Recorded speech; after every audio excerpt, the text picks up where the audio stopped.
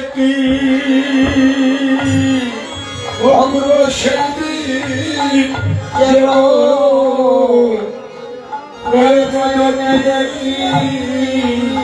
যেদিন হয়ে যাবে আমার প্রাণ পাখি, আমি সেদিন যেন প্রভু গো তোমার নয়নে দেখি। যেদিন আমার প্রাণ পাখি সেদিন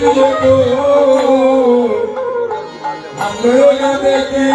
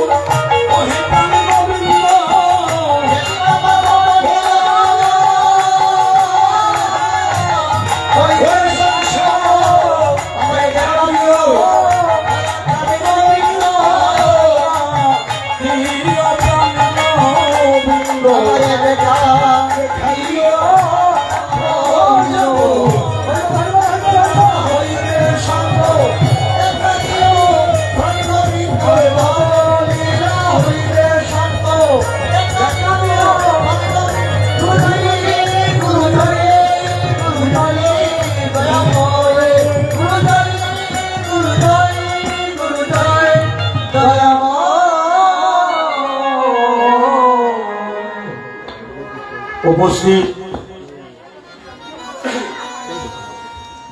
সদ্গুরু বৈষ্ণব এবং আমার ভক্তিমতী মায়েরা,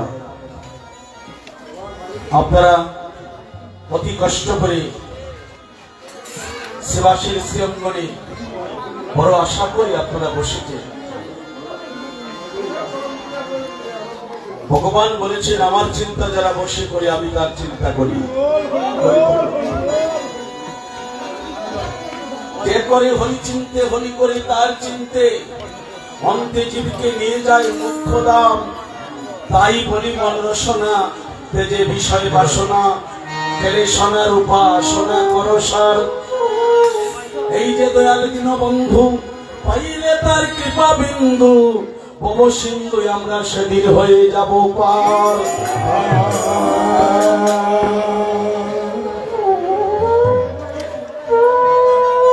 উপস্থিত ভক্তিমতী মায়েরা, একটু মন দিয়ে শুনবেন।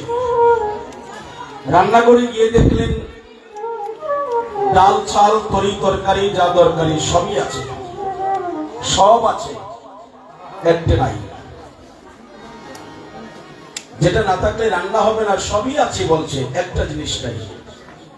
ডাল চাল তরি তরকারি যা দরকারি সব আছে, একটা নেই, রান্না হচ্ছে। সেটা কি? সেটা হচ্ছে আগুন। না ভুল বলছি? রান্না হয় যেমন আগুনের গুণে, আপনারা শান্তি পাবেন আমার কথা শুনে। যদি দয়া করে আমাকে একটু নীরবতা দেন। আমরা সনাতন ধর্মের মানুষ। সনাতন হচ্ছে অনন্তকালের বর্তমান। এই সনাতন একটা অনন্তকালের বর্তমান। এটা এমন কোন ধর্ম নয় যে এতদিন পূর্বে সৃষ্টি হয়েছে, এতদিন পর্যন্ত থাকবে, পরে আর থাকবে না, এমন কোন ধর্ম নয়। অনন্তকাল ছিল, বর্তমানে আছে, ভবিষ্যতে থাকবে। আজকের কৃষ্ণ কথা শুনে আপনাদের মন যদি পরিবর্তন হয় বা একটা ক্ষতি আপনাদের মনে থাকে, আমি অত মৃত্যু সরকার আপনাদেরকে সম্মুখে দাঁড়ানো এবং হরিনাম কীর্তন করে আমার সার্থক হয়ে গেল। প্রথমে বলছি আমি আপনাদেরকে, এই বাংলাদেশে যিনি আমাদেরকে দয়া করেছেন, আমি যদি পূর্ব দিকে তাকাই, আমরা বাংলাদেশের মানুষেরা এত নির্যাতিত হয়ে এত কষ্টের বিনিময়ে এই দেশ ছাড়তে চাচ্ছে না মানুষ। কেন? পূর্ব দিকে যদি তাকাই, ঢাকা দক্ষিণ শ্রীভদ্রী মহাপ্রভু যে জেলায় আমার জন্ম হয়েছে সেই সুনামগঞ্জ জেলা তাহিরপুর থানা নবগ্রামী লাউর পরগনায় কাপুর যুগের কৈলাসপতি যাকে বলি ভোলানাথ জন্ম নিয়েছেন বাংলাদেশ। মা ছিলেন নবাদেবী, পিতা কবির আচার্য পণ্ডিত। নবাদেবীর ঔরসে 16 বৎসর যখন সেই কমলাক্ষ মহাদেবীর বয়স হয়ে গেল, ওখান থেকে তিনি চলে গেলেন শান্তিপুরে, জন্ম নিলেন বাংলার দেশে, বাংলার মাটিতে। কিন্তু ওখান থেকে তিনি কেন চলে গেলেন তার প্রমাণটা সংক্ষিপ্ত করে দিচ্ছে। তাহিরপুর থানায় ওখানে রাজবাড়িতে একজন রাজা ছিল, তিনি দুর্গা পূজা করতেন। মাকে দেখে আমার মনে হচ্ছে রাজার নাম ছিল দিব্য সিংহ রাজা। ওখানে বলি হইতো। আমাদের সুনামগঞ্জের পশ্চিমে গৌরারং গ্রামে একটা গ্রাম আছে, নাম শুনছেন কিনা জানি না। সুনামগঞ্জের পশ্চিমে একটা গ্রাম আছে, গ্রামের নাম হলো গৌরারং। ওই গ্রামে একটা জমিদার বাড়ি ছিল। ওখানে কালী পূজা, দুর্গা পূজা হইতো, মায়ের সামনে বলি হইতো। বাজার থেকে পাঠা কিনে, পশু কিনে মায়ের সামনে বলি দেওয়া হইতো। বর্তমানে মাকে খুশি করার জন্য যত বলি দিল, এত পশু বলি দেওয়া হলো মায়ের সম্মুখে। এখন ওই গৌরারং গ্রামে রাজার রাজত্ব থাকবে দূরের কথা, ওই রাজবাড়িতে শিকাল কুকুর ঘুরে বেড়ায়। তাহলে সেই রাজত্ব, জমিদারি কেন চলে গেল? কোন শাস্ত্রে বলে নাই তুমি বাজার থেকে একটা পশু কিনে মায়ের সামনে বলি দাও, এটা কোন শাস্ত্রে বলা নেই। আমরা মানসিক করি বিপদে পড়লে আমার যদি একটা সন্তান হয়, মা কালী তোমার সামনে পাটা বলি দেব, বলি না? মা দুর্গা আমার ছেলেটা যদি ভালো রেজাল্ট করে, আমি তোমাকে একটা পাটা দিয়ে বলি দিয়ে তোমাকে স্বর্ণের একটা হার দেবো। গৌর হরি বল।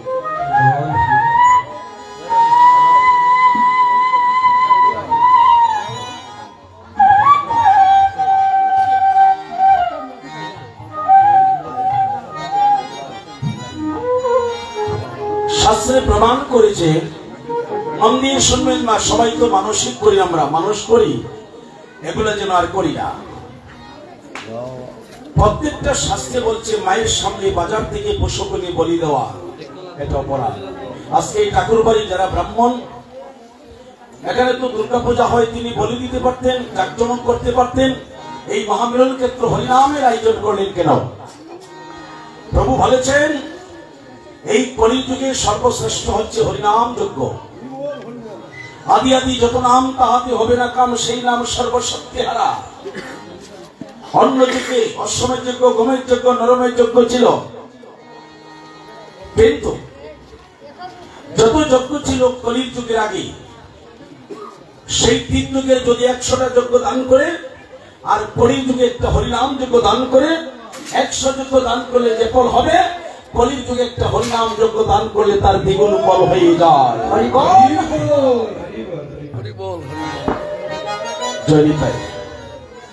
এই গৌরারং বাড়িতে জমিদারি চলে গেল, যে ঘাটে জমিদার স্নান করতেন সেই ঘাটে শিকাল বসে আছে। কেন চলে গেলেন? তোমরাই যদি আমার সামনে বসে গান গাও, আমি জগতের মা, কি জানি গানিস, তোমরা সবাই কালী পূজা হলে, দুর্গা পূজা হলে গান গাও না, কি জানি মিটিগুলো গাই না, মনে থাকে না। আমি চাই না মাগো রাজা হতে, রাজা হবার সাধনাই মাগো, দুবেলা যেন কাইমা পেতে, রাজা হবার সাধনাই মাগো, দুবেলা যেন আমি কাইমা পেতে, আমি চাই না মাগো রাজা হতে। তাহলে মা উনি যদি জগতের মাই হয়, সামনে দাঁড়িয়ে আছেন, বসে আছেন, তাহলে বাজার থেকে যে পশুটা কিনে আনলে ওই বাজারটা কি জগতের ভিতরে না? ওই বাজার যদি, ওই হাট যদি জগতের ভিতরে হয়, তাহলে পশুরা তো ওই জগতের ভিতরে। তাহলে আমি যদি জগতেরই মা হই, তাহলে তো এই পশুরও মা। তাহলে আমার সামনে আমার সন্তানকে বলি দিবে, এটা তো আমি বলি নাই। হ্যাঁ, তুমি বলি আছে, আজকে এখানে বলি হইতেছে, এই হরিনাম কীর্তনে বলি চলছে, কারে বলি দিচ্ছে? এটা পদাবলীর সাহিত্যে বলা হচ্ছে পদাবলী কীর্তন। তাহলে পদের মাধ্যমে আমি টেনে ধরি তারই সুখ, প্রত্যেক দেহের মধ্যে থাকে ৬টা পশু, কাম, ক্রোধ, লোভ, মোহ, মদ, মাৎসর্য। মা বলছে তোমরা বলি দেও, বাজারের পশু না, তোমাদের দেহের পশুকে বলি দেও, দেহের পাঠাকে বলি দেও। একজন পুরুষের 2 জন স্ত্রী, সুমতি আর কুমতি। সুমতির 4টি সন্তান আর কুমতির 6টি সন্তান। সুমতির 4টি সন্তানের নাম হলো জ্ঞান, বিবেক, বৈরাগ্য, আর একটি কন্যা হলো ভক্তি। এই 4টি সন্তান হলো সুমতি। আর কুমতির 6টি সন্তান, যাদের নাম কাম, ক্রোধ, লোভ, মোহ, মদ, মাৎসর্য। সুমতির সন্তানে যে কথা বলে কুমতির সন্তান শুনে নাই বলে মহাজন গান লিখেছে, 10 হয়ে 16 জনা, কেউ কথা কেউ শোনে না, উপর যাইতে নিষেধ দেয় না, আমার এই হরি ভক্তে আমার ওই। একজন মা, আপনি নিশ্চিত করে রাখতে হবে আপনার 2 জন স্বামী। না ভুল বলছি? কয়জন স্বামী নারীদের? 2 জন। এই 2 জন কারা? কোনদিনই ঠাকুর করে গিয়ে বলছো যে তুমিও তোমার স্বামী? একজন হলো উপপতি স্বামী। এক একটা নারী পুরুষের মধ্যে এক এক সময় এক একটা রসের উদয় হয়। এই সময় একটা নারীকে মা বাবা একটা কৃষ্ণভক্ত সন্তানের হাতে তুলে দেয় সামাজিক বন্ধনে। সামাজিক বন্ধনে যখন সেই মাটাকে তুলে দেয়, সেই নারীকে, যে নারীকে একটা ছেলের কাছে দান করে দেওয়া হয়, তারে বলা হয় উপপতি স্বামী। উনি হচ্ছে তোমার উপপতি স্বামী একজন। আর আরেকজন হচ্ছে আজকে যার কীর্তনে যাকে সকলে প্রণাম করছি, তিনি হচ্ছে তোমাদের জগৎ স্বামী। একজন উপপতি স্বামী, একজন জগৎ স্বামী। এই জন্য শাস্ত্রে বলেছে তোমার বাবা হচ্ছে স্বর্গের সমতুল্য, আর মা হচ্ছে স্বর্গের চাইতে অনেক বড়। কেন বললেন? একটা মা যা সহ্য করতে পারে তা বাবা পারবে না। না বল বলছি, আমি কাউকে ছোট করছি না। যেখানে মার থেকে বাবা ছোট, বাবা থেকে মার ছোট না। যেমন একজন ভক্ত আমারে বলেছিল, দাদা সরিষার তেলের দাম বেশি না কেরোসিনের দাম বেশি? আমি বললাম ভালো প্রশ্ন করেছ, আমি যেটা কথা বলবো এটাই তুমি বলবান মনে করবে। বলে আপনি বলুন যে সরিষার তেলের দাম বেশি না কেরোসিনের দাম বেশি? এখন আমি যদি বলি কেরোসিনের দাম বেশি, তাহলে কেরোসিন দিয়ে কি মাছ ভাজি করা যাবে, রান্না করা যাবে?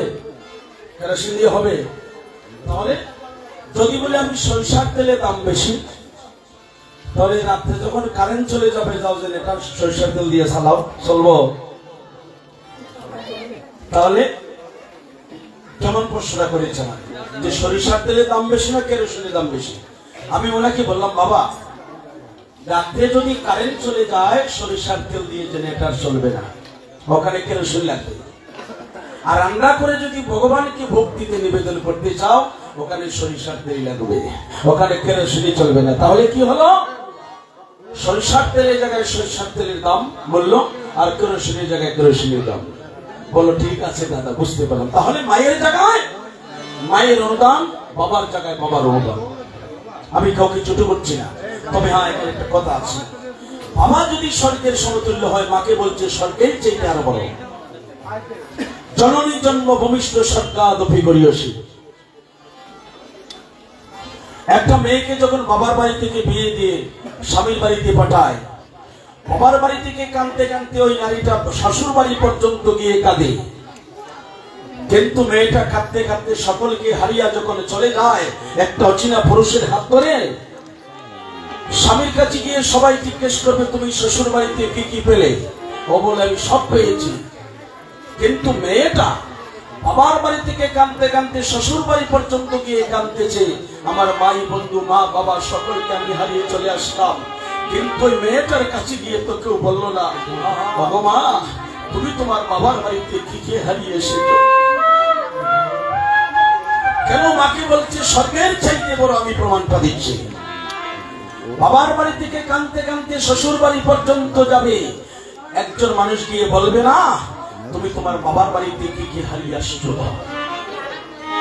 তারপরে 18 বছরে যদি বিয়ে হয়ে যায়, একটি সন্তানের মা হওয়ার পরে সেই নারী স্বামী হারিয়ে ফেলে। স্বামী হারানোর পরে একটি সন্তান পেয়ে সন্তানের মুখের দিকে তাকিয়ে তার জীবন কাটিয়ে দেয়, সেই নারী জীবনে বিয়ে করতে চায় না। এমন নারী হাজার আছে। ঠিক বললাম না ভুল? আচ্ছা না? একটি সন্তানের মা হওয়ার পরে তার যৌবন বয়সে যখন তার স্বামীকে হারিয়ে ফেলে সন্তানের মুখের দিকে তাকিয়ে রাস্তায় কাজ করে, বাসায় বাসায় কাজ করে সন্তানের বাসস্থান নির্মাণ করার জন্য নারী জীবনে বিয়ে করতে চায় না। এমন নারী হাজার হাজার পেয়েছে। কেন মা বড়? কিন্তু 40 বছর বয়সে যদি কোনো বাবা তার স্ত্রীকে হারায়, 40 বছর বয়সে 5টা সন্তানের বাবা হওয়ার পরে সেই বাবা বিয়ে করতেছে, এমন পুরুষ হাজার আছে না? বলছি আচ্ছা দেখুন মা কেন স্বর্গের চাইতে বড়। ভগবান বলছে যদি কৃষ্ণ ভক্তি লাভ করিতে চাও আগে মা বাবাকে প্রণাম করতে হবে। মা বাবার জন্য যে সন্তান ভক্তি করতে জানে না তার ভক্তি আমি ভগবান গ্রহণ করি না, আমি গ্রহণ করতে পারি না। একটু আগে তো আমার বলেছে আমার ছেলেটা এই যে প্রভা আশীর্বাদ করবে।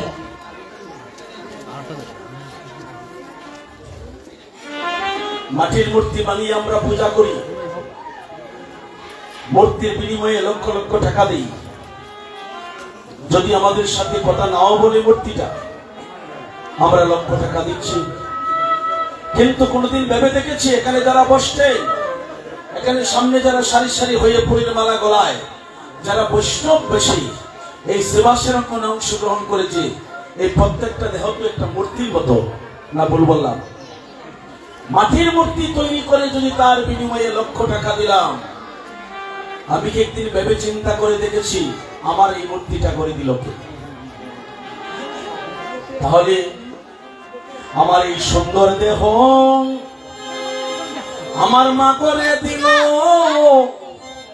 জীবনে মূল্য চাইল না।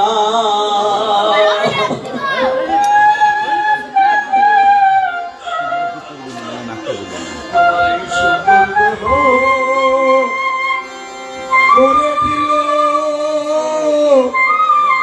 জীবনে মূল্য চাইল না। আপনারা বলেন কেউ হাত তোলা দিয়ে কোনো মা বলেছে এই মাটির মূর্তি তৈরি করে দিলে তার বিনিময়ে টাকা দে, কিন্তু তোর মূর্তিটা আমি মা করে দিয়েছি দে আমার এই টাকা? কোনো মা বলেছে?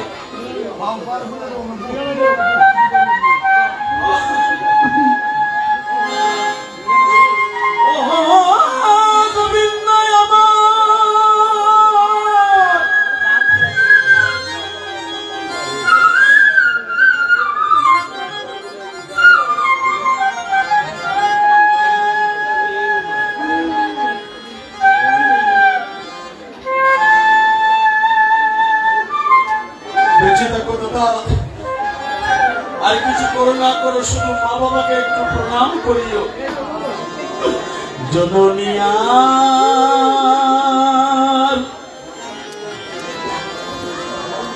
জননিয়ার জন্ম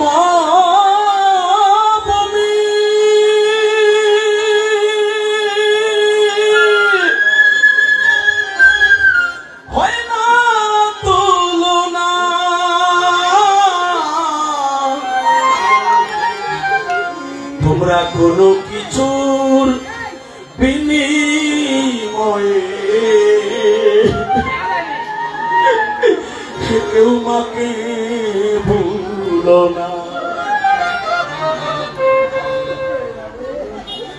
কোনো কিছুর বিনিময়ে কেউ মাকে ভুলো না। মাতৃগর্ভে ছিলে আমি 10 মাস 10 দিন, আমার দেহ করল গঠন মায়ের দেহ করে কি। আর মাতৃগর্ভে ছিলে আমি 10 মাস 10 দিন, আমার দেহ করল গঠন মায়ের দেহ করে কি। তবু মা যদি হয় রেতি নাহি পিতা মাতা প্রেমানন্দ হরি হরি বল হরি বল হরি বল। ও দয়াল রে আমার, তবু মা যদি হয় রেতি নাহি সন্তানকে বলে না। তোমরা কোনো কিছুর বিনিময়ে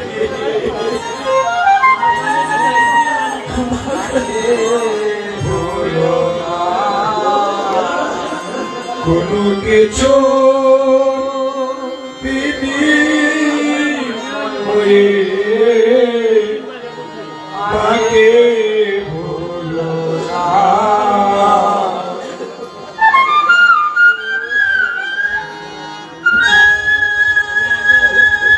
আর যত বেতা যত দুঃখ তার না মায়ের বুকে, তবু ভিক্ষা করি আহার জোগায় দে সন্তানের মুখে। যত তার না মায়ের ভোগে, তবু ভিক্ষা করে আহার জোগায়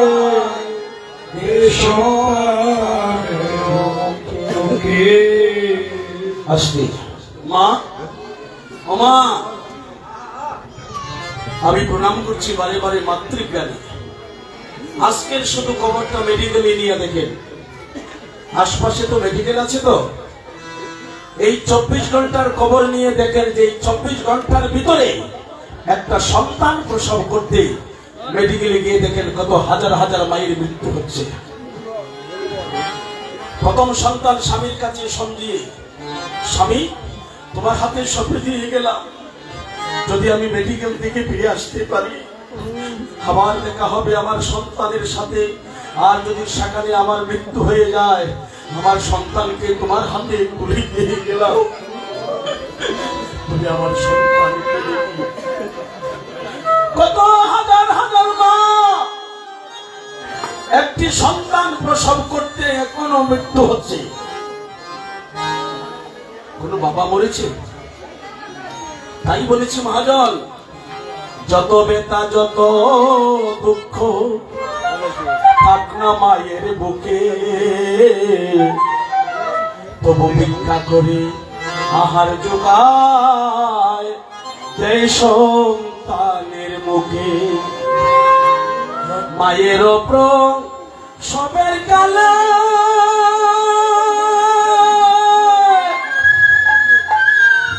ওরে কত মাঝে গেল মরে, তবু জীবন দিয়া করে সন্তানের মঙ্গল কামনা। তবু জীবন দিয়া করে সন্তানের মঙ্গল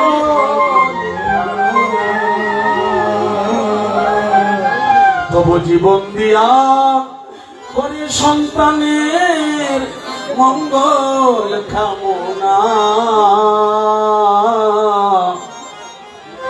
তোমরা কোনো কিছুর বিনিময়ে মাকে ভুলো না। তাই সাধুগুরু বৈষ্ণবীরা আর যত পুরুষ নারী আমি মাতৃজ্ঞানী পিতৃজ্ঞানী প্রণাম করি। কোন সন্তান যেন মা বাবাকে দুঃখ না দেয়, এই জন্য আজ গৌর হরি শ্রীরাম নবদ্বীপে মাকে প্রণাম করেছিল। আমি সেই পদে আসতেছি। বেদ গীতায় লিখেছে মাতৃভক্ত সন্তান হয়ে কৃষ্ণ ভক্তি লাভ করেছে, আর স্বামী ভক্ত নারী হয়ে ঘরে বসে গোবিন্দকে লাভ করিল।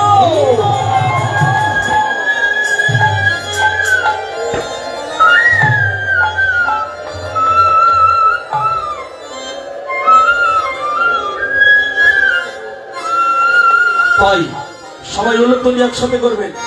উলুধ্বনি না করলে এই বাকশক্তি পবিত্র হয় না। সবাই একটু চাপ দিয়ে বসেন, সামনে জায়গা আছে, চাপ দিয়ে বসুন। মায়েরা মাখামাখি করে বসুন, ফাঁকাফাঁকি করে না। ফাঁকাফাঁকি করে বসে যাত্রা গানে কীর্তনে মাখামাখি করে বসতে হয়, যেন একে অন্যের শরীরের সাথে বৎস হয়। তাই আমরা ফোনটা ধরে নেই, তারপরে বাকি আলোচনা শুনবো। উত্তর আগস্ট হরিবল সুরবনীর তীরে গো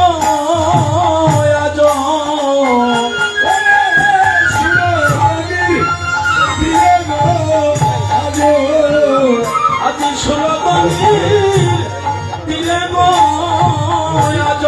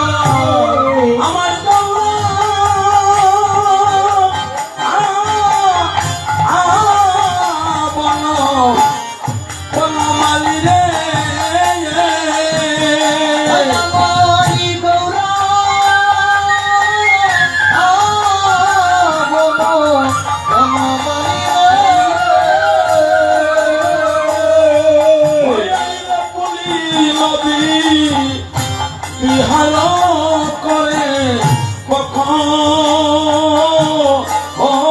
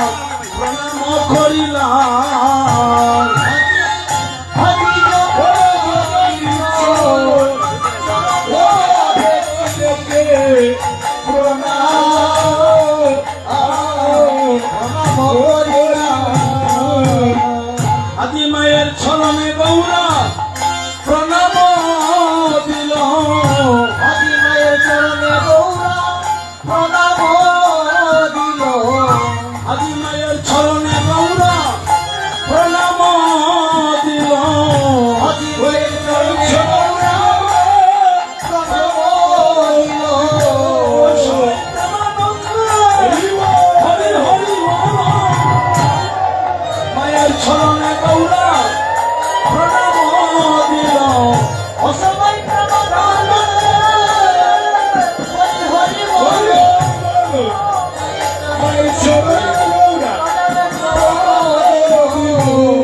আজি দুলায়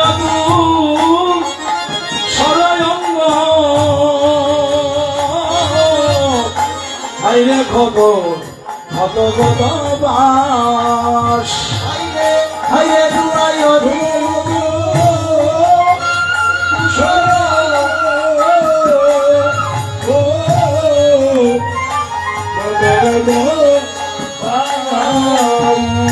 আইরে ওরা দামু মোহন পদ আজি কর ত্রহি আসনে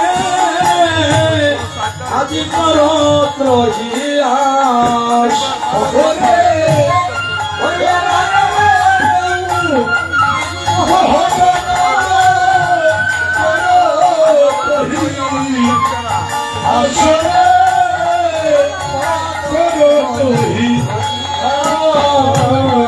ওই আমার রাধা মোহনের এই বাসনা ওই আমার রাধা মোহনের এই বাসনা আমার রাধা মোহনের এই বাসনা ওই আমার রাধা মোহনের এই বাসনা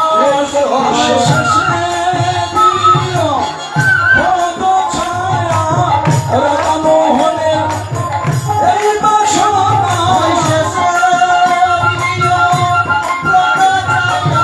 রাধা মোহনের হরি বল রাধা মোহনের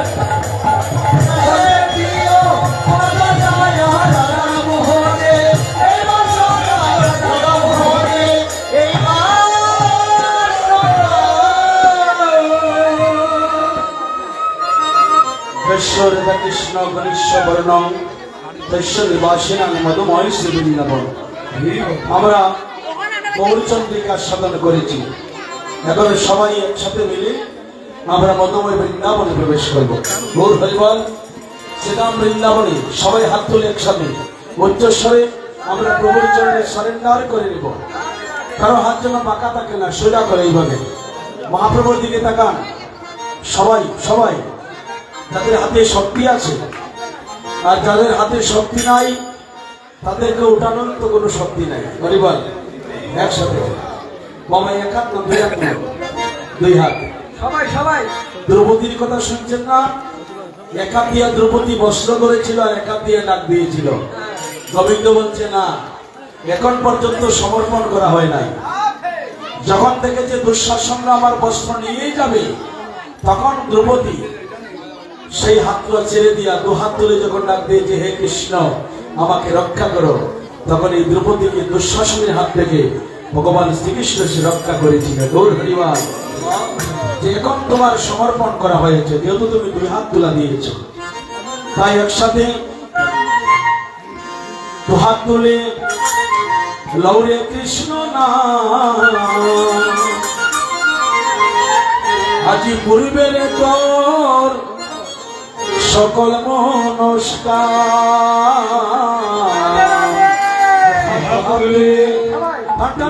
কৃষ্ণ পূর্বের তোর সকল